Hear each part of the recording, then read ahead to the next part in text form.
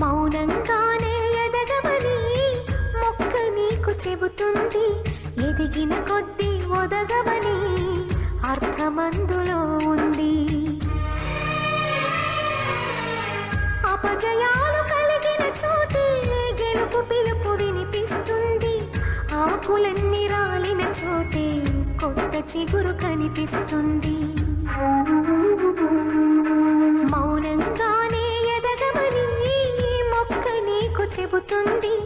ఎదిగిన కొద్దీ ఒదగమని అర్థమందులో ఉంది. అపజయాలు కలిగిన చోటే గెలుపు పిలుపు వినిపిస్తుంది.